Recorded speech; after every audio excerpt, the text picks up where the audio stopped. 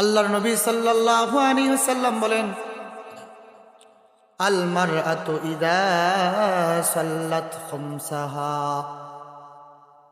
ওয়া সামাত শাহরাহা ওয়া আহসানাত ফারজাহা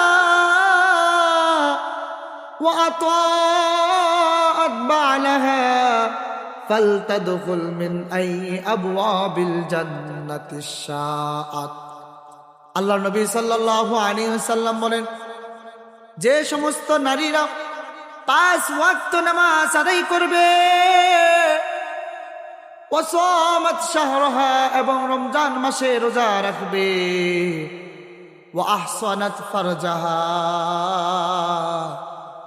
আর যে সমস্ত নারীরা তার লজ্জা স্থানের হেফাজত করবে, যে সমস্ত নারীরা তার সতীত্বকে রক্ষা করবে, ওয়া আতাআত বা'লাহা আর যে সমস্ত নারীরা তার স্বামীর ইতাআত করবে, আল্লাহর নবী বলেন, ফালতাদখুল মিন আইয়ি আবওয়াবিল জান্নাতিশ শাআত।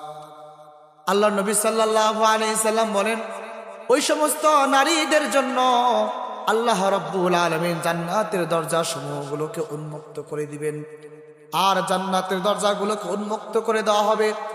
ওই নারী জান্নাতের 8টি দরজা আছে, যে কোনো দরজা দিয়ে তার মনে চাই সে দরজা দিয়ে আল্লাহর জান্নাত পর্যন্ত পৌঁছতে পারবে। সুবহানাল্লাহ।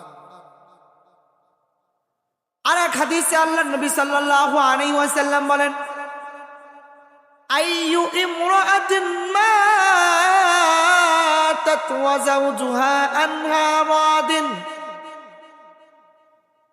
দাখালাতিল জান্নাহ।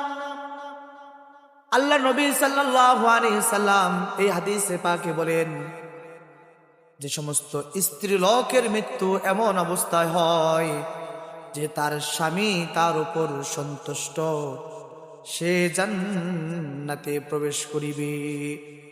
আজকালকে দেখা যাবে